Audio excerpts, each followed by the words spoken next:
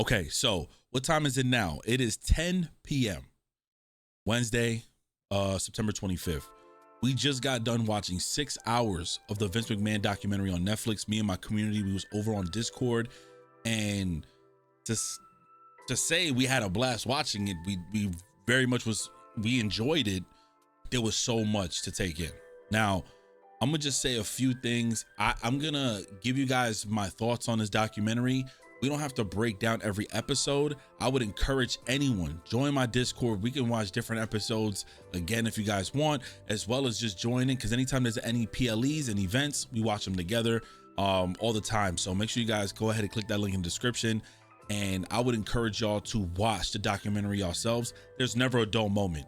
I think Vince's brain and the way he operates, it allowed this documentary to just be filled with so much information that there was not once that we sit here and questioned how boring or bad this documentary was. It was filled with so much history, so much, so many things that made sense.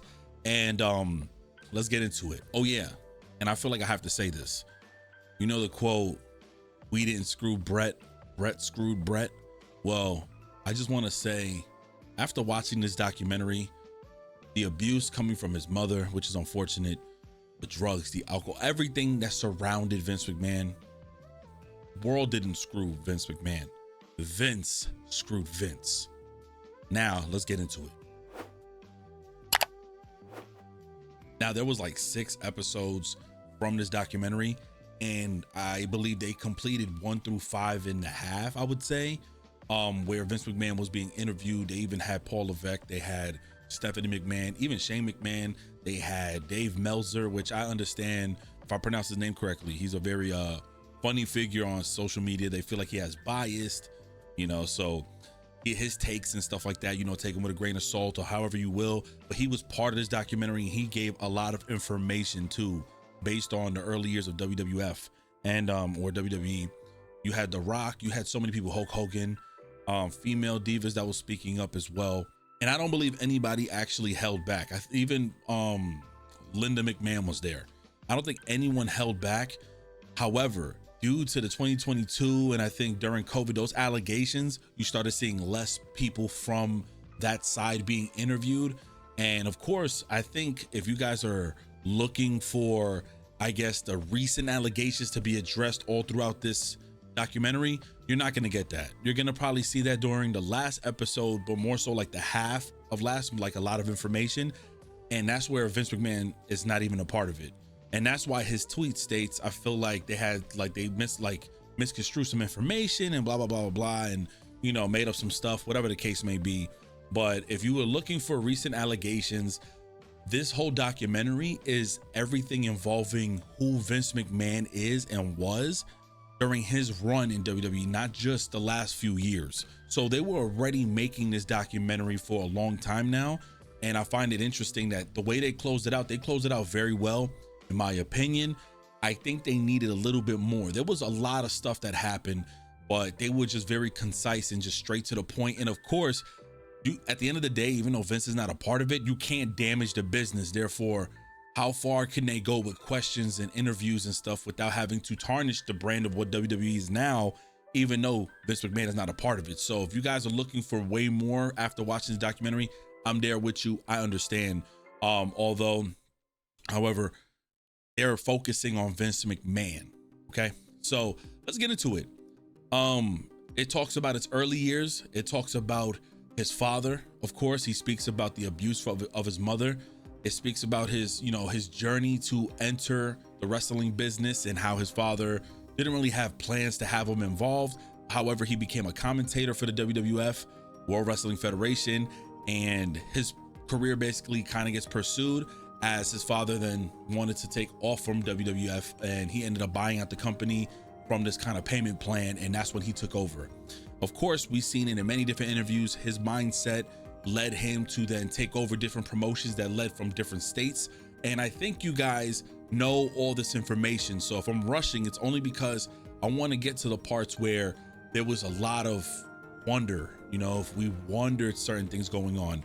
And just to confirm, in this documentary, You know, the Bret Hart situation was absolutely addressed, and Bret Hart spoke on it himself.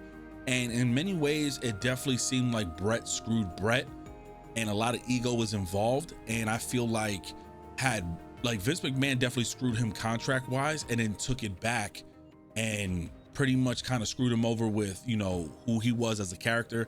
And then the way they kind of set him up warranted Bret Hart punching him in the face. I'm not gonna lie. Just seeing everything with Vince McMahon in this documentary, they're talking about some of the allegations, the steroids situation during that era. They questioned Hulk Hogan, and let me just get this out the way too. Hulk Hogan definitely sold himself short when he then tried to, I guess, say that they never took steroids. He never took steroids, and Vince was like, man, I told you to just admit it so that we could just get the story out and give these people what they want so that it could die down. And him lying, all of a sudden, this documentary just showed like 5 or 6 like wrestlers literally say, we actually gave Hulk Hogan steroids. Like, I'm the one who injected him. I'm the one who did this. So of course Hulk Hogan looked like an idiot, like, you know, but he was a part of this documentary. He did pretty well. He answered a lot of stuff. And honestly, what came down to was just a monster of who Vince was. You know, oftentimes, and this is my view on this documentary, is going to be very different from many others, you know, because a lot of people are going to break down so many things, and I just wanted to get to the gist of it. Vince was an insane person, and I think Paul Heyman in this documentary said it the best. Vince was single-handedly married, not to Linda, not doing funny stuff to the divas behind closed doors. He was married to this business, and the business was his master. That's basically what Paul Heyman said, literally said it. He was like, he would do anything the business would, however the business would flourish. And even if that means putting his family on the line, putting himself on the line, putting women on the line, people's deaths, situations, and creating content from that, he would do whatever it takes, because that's where he was at in his mind mentally. And that's where I separated his upbringing of abuse, because some people like to use the idea that everyone who's abused as a kid, and of course this happens, you often have those kind of habits, them behavioral habits kind of mirror what happened to you in the past. You end up doing them to people, you know, near and dear to you later on in the future. Well, that would make sense. However, the business side of what Vince was doing doesn't mirror the abuse. It mirrors his like fantasy, this fantasy of what he had for the business and how much he cared about being competitive. The competitive nature of Vince McMahon is what really ruined who he is. And it led to so much, and taking advantage of people, either buying out a business and then rehiring you as a humiliation gimmick to let you know that I'm now your boss, and then to like, it's like a degradation kink. It's just insane. And the things he done with Trish Stratus, where basically she kind of disclosed, you know, she felt degraded as well. The lawsuit with Sable, you know, this documentary pushed out so much information along those lines, and how much he kind of kept Shane away from some of the business stuff, whereas then Shane later on just said, look, I'm gonna leave.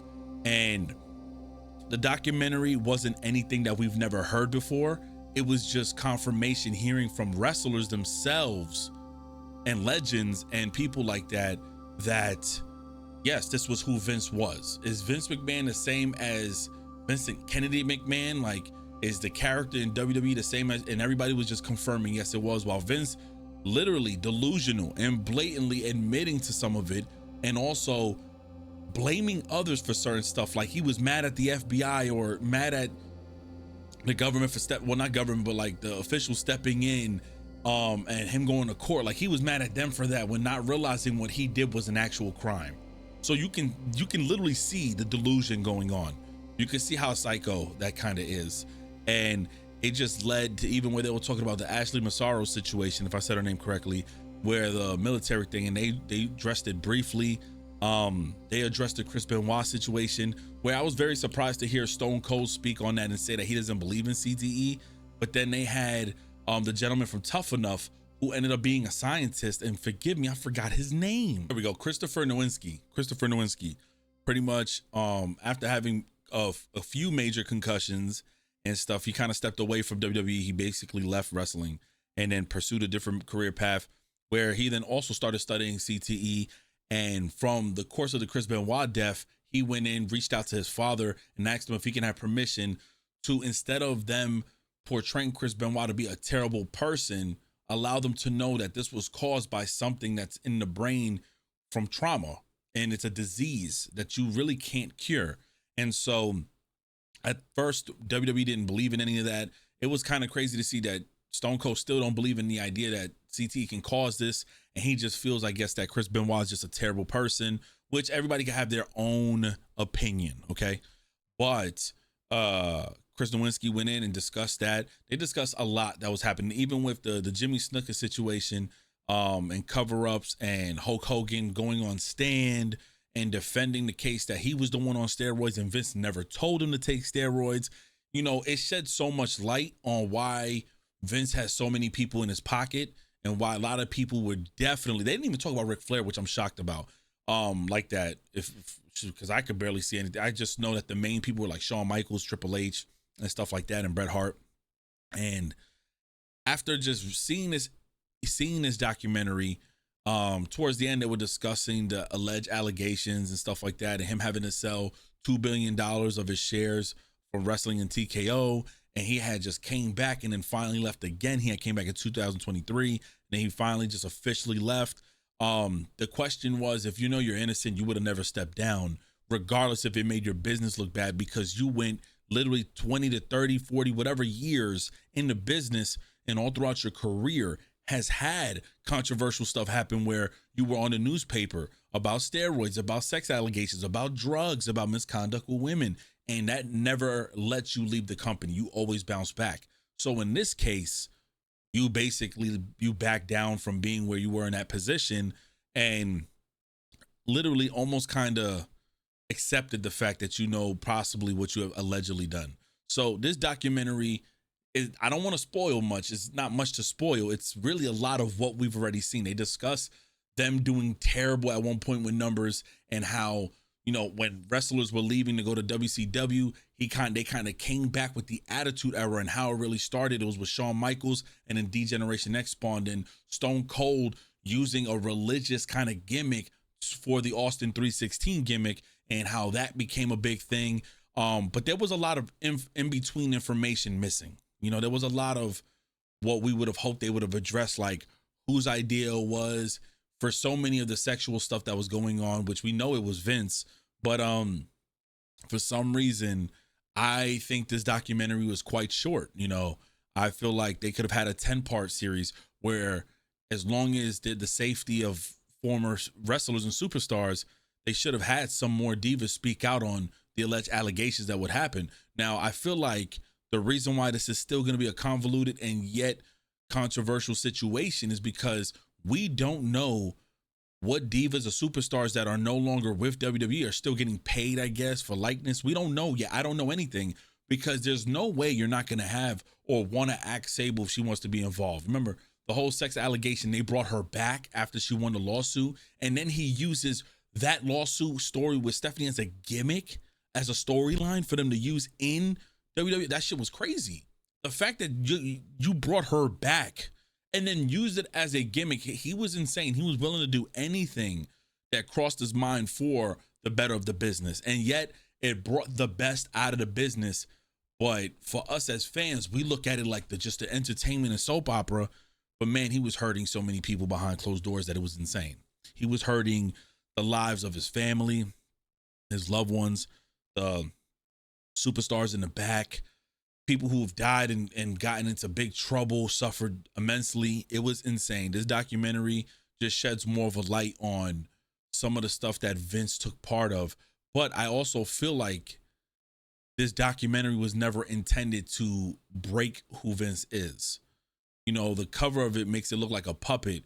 But I'm going to be honest, I think towards the better ending of this, even though throughout the series of these episodes, they did mention the sex allegations, nothing really set the tone of an exposure. Vince was okay with talking about almost everything. And when one of those allegations were brought up, he basically said, nah, I don't know what that's about. Like, I don't know that. And it didn't feel like the Nickelodeon one. The Nickelodeon one was straight to the punch, exposing the business of what was happening. Whereas this one was a documentary for Vince, and I felt like it was supposed to be like he was supposed to capitalize off of this, and he was willing to do this. And so they probably had agreements and disagreements and an NDA put in where they're not allowed to speak on certain stuff, because there's a lot of shit that they didn't talk about.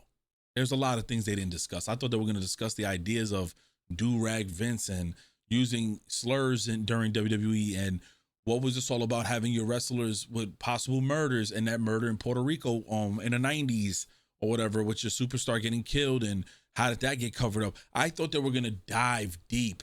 You know, the dark side of the ring is one, but I thought this documentary was going to dive deep, and it didn't really. It was just really Vince allegations, the mastermind behind it, and who he was as a character. And then later on, once those allegations got deeper in the series, you didn't hear Stephanie speak on it. You didn't see Shane McMahon anymore in a documentary. So that's pretty much a gist of what I got.